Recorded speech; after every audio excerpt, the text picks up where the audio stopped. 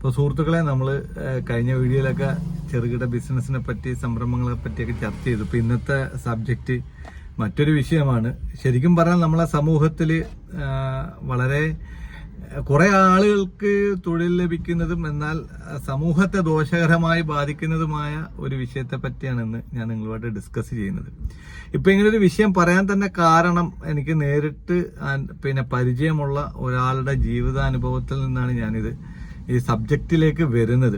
അപ്പൊ ശരിക്കും പറഞ്ഞാൽ നമ്മളെ സമൂഹത്തിൽ ഒരുപാട് ബോധവൽക്കരണങ്ങൾ നടക്കുന്നുണ്ട്. മദ്യത്തിനെതിരെ, MDMAക്കെതിരെ, അതേപോലെ തന്നെ പുകവലിക്കെതിരെ പോലും നമ്മൾ ഒരു സിഗരറ്റിന്റെ പാക്കറ്റ് വാങ്ങിക്കുമ്പോൾ അതിൽ വളരെ വ്യക്തമായിട്ട് എഴുതി വെച്ചിട്ടുണ്ട് പുകവലി ആരോഗ്യത്തിന് ഹാനികരം എന്ന് എഴുതി വെച്ചിട്ടുണ്ട്.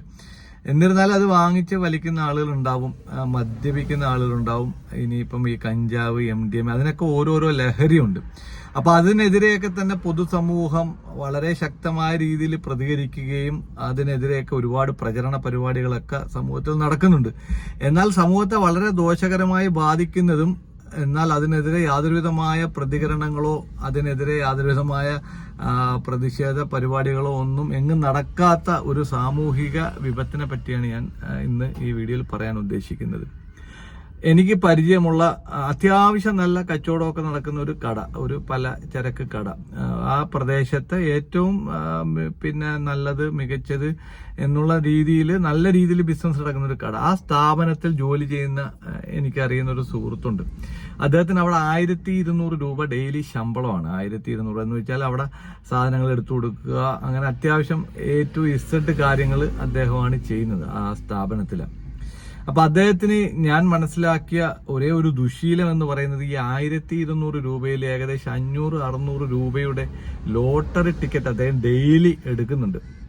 അത് എടുക്കുന്ന ഒരു പാറ്റേണിലാണ് എടുക്കുന്നത്. എന്ന് പറഞ്ഞാൽ അദ്ദേഹത്തിന് ഒരു സീരിയൽ നമ്പേഴ്സ് ഉണ്ട്, ഒരു സീരിയൽ എന്തൊക്കെയോ ഒരു ന്യൂമറിക്കൽ കാൽക്കുലേഷനുകൾ വെച്ചിട്ടാണ് ഈ ലോട്ടറി ടിക്കറ്റ് എടുക്കുന്നത്. അപ്പൊ അദ്ദേഹത്തിനെ പ്രതീക്ഷിച്ചുകൊണ്ട് സ്ഥിരം ലോട്ടറി വിൽക്കാൻ വരുന്ന ലോട്ടറി കച്ചവടക്കാരും ഉണ്ട്. അപ്പം ഇതിങ്ങനെ ഒരു ദിവസം ഒരു 500-600 ആ റേഞ്ചിൽ അദ്ദേഹം ആഴ്ചയിൽ 6 ദിവസം ഈ ലോട്ടറി എടുക്കുന്ന ഒരു ഹാബിറ്റുള്ള ഒരാളാണ്. അപ്പൊ ഞാൻ ഈ അടുത്ത് ഇങ്ങനെ സംസാരിക്കാൻ നേരത്ത് അദ്ദേഹം പറഞ്ഞത് ഇതിങ്ങനെ ഒരു ദിവസം അദ്ദേഹം എടുക്കാതിരുന്നു. പൈസയുടെ എന്തോ ഒരു ഷോർട്ട് കൊണ്ട് എന്തോ ഒരു എമർജൻസി കേസ് വന്നിട്ട് അന്ന് എടുക്കാൻ കഴിഞ്ഞില്ല.